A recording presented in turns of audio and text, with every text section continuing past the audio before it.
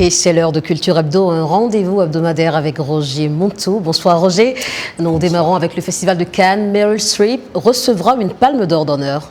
Ouais, une très bonne nouvelle, Alex. L'actrice américaine Meryl Streep, 74 ans, recevra une palme d'or d'honneur lors de la cérémonie d'ouverture du Festival de Cannes le 14 mai, ont annoncé les organisateurs. Légende d'Hollywood avec 21 nominations aux Oscars. Un record, Meryl Streep, connue pour ses rôles dans des films cultes comme Kramer contre Kramer en 79, Le choix de Sophie en 82, Sur la route de Madison en 95 ou Le diable s'habille en Prada en 2006.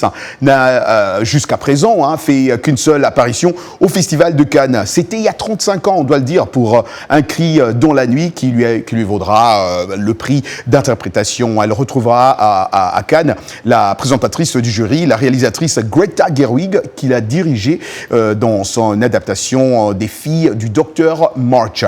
Deux autres grands noms du cinéma recevront une palme d'or d'honneur cette année à Cannes. Le créateur de Star Wars, George Lucas, et à titre collectif, le studio Gilby du réalisateur japonais d'animation Hayao Miyazaki. Alex. Roger, nous ne sommes pas seuls sur ce plateau aujourd'hui. Nous avons avec nous la réalisatrice burkinabé Éléonore Yaméogo. Un plaisir, un honneur en tout cas d'être ici exactement, Alex. Plongeons ensemble dans l'univers captivant d'Éléonore Yaméogo, une réalisatrice talentueuse d'origine burkinabé. Son parcours cinématographique débute à l'Institut supérieur de l'image et du son à Ouagadougou, puis s'épanouit à travers la France et la Belgique, où elle façonne son art avec passion et détermination. Éléonore Yaméogo est une figure inspirante du monde cinématographique dont les réalisations continuent de captiver et d'émouvoir les spectateurs à travers le monde. Nous fait l'honneur de répondre à notre invitation sur VOA Afrique. En tout cas, bienvenue à VOA Afrique, Éléonore Yaméogo. C'est vraiment un honneur, un plaisir. Mais c'est un honneur pour moi. Merci Roger, merci de me recevoir. Ouais. Pas la première fois en tout cas aux États-Unis. Pas la première fois, c'est la 4e fois. C'est toujours un plaisir. Vous êtes américaine maintenant. Alors, Éléonore, comment décrivez-vous l'évolution de votre style ou, je dirais, de votre approche artistique depuis vos débuts dans la réalisation de courts-métrages d'abord, pour arriver là où vous êtes aujourd'hui avec des longs-métrages ou documentaires aujourd'hui? Il faut dire que mes premiers courts-métrages, c'était juste après la sortie de l'Institut supérieur de l'image et du son au Burkina Faso. J'en ai réalisé 3 courts-métrages, donc le dispositif était classique. Voilà, c'était classique, c'était mes premiers films où je me cherche un peu. Et aujourd'hui, je vois l'évolution carrément de mon style et aussi de mon regard sur le monde. Voilà, parce que je fais aujourd'hui des documentaires de création. Je les appelle comme ça, parce que mon point de vue est totalement affirmé. Et je cherche aussi de nouvelles formes pour faire évoluer le sujet que je raconte. Donc, de création. J'adore ce nom. Alors, Paris, mon paradis, a reçu plusieurs distinctions importantes, en tout cas, dont le prix du Conseil supérieur de l'information. Quelle a été, Éléonore, votre réaction à cette reconnaissance, on doit le dire, internationale, un rêve pour beaucoup de réalisateurs? Oui, c'est vrai que ce prix au FESPACO en 2011, c'était une grosse surprise pour moi. Venu quand même de l'État burkinabé, parce que ce prix, c'est le Conseil supérieur de la communication qui m'a donné ce prix spécial, ce qui montre que l'information portée par ce film, la thématique que soulève ce film était quand même très importante, et surtout pour la jeunesse. Parce que c'est un film sur l'immigration des Africains à Paris. Paris, mon paradis, pour ne pas dire Paris, mon enfer.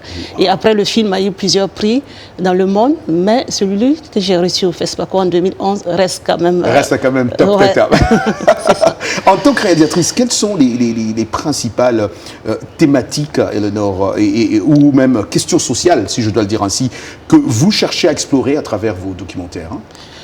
Parce que là, vous parlez de l'immigration, par exemple, mais est-ce que c'est toujours dans ce même... Je suis toujours dans le social, et surtout, aujourd'hui, je vis en France depuis 17 ans maintenant.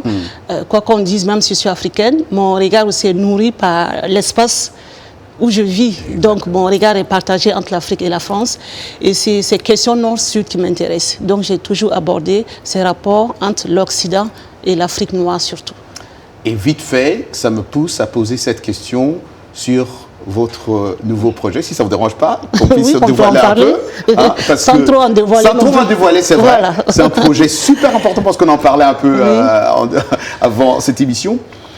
L'Afrique d'en face, L'Afrique d'en face. L'Afrique d'en face, c'est quoi exactement? L'Afrique d'en face, c'est un regard mutuel entre l'Afrique noire et l'Afrique blanche, notamment entre l'Afrique subsaharienne et le Maghreb. Donc c'est lors d'un voyage au Maroc que j'ai eu ce déclic-là, de m'interroger en tout cas sur l'insertion de ces Africains-là au Maroc, et notamment ceux qui cherchent à utiliser en tout cas cet espace-là comme un passage vers l'Occident.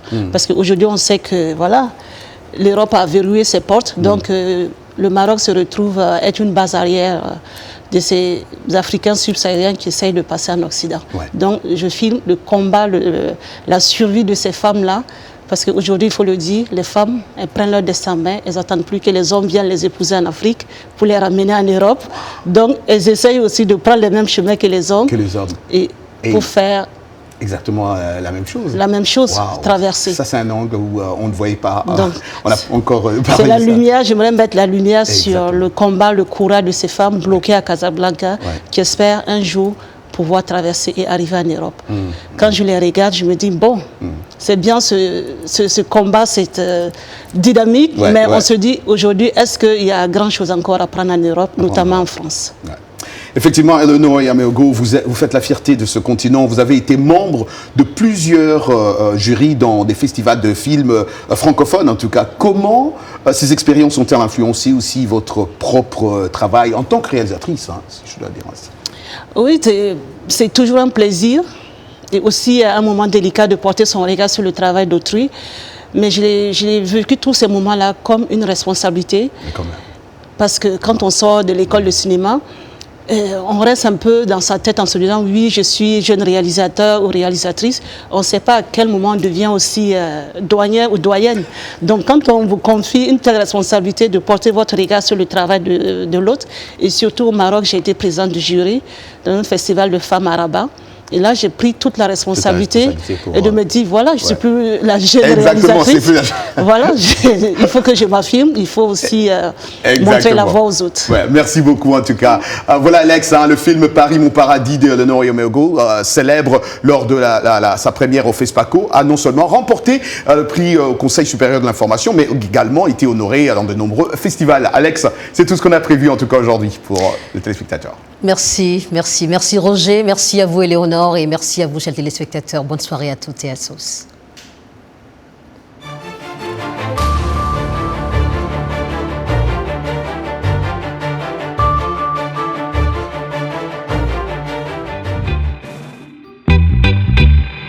Salut Jenny. Salut Roger. Dans Vous et nous, on parle de sujets qui vous parlent. Dans Vous et nous, Africains et Américains se racontent et se rencontrent.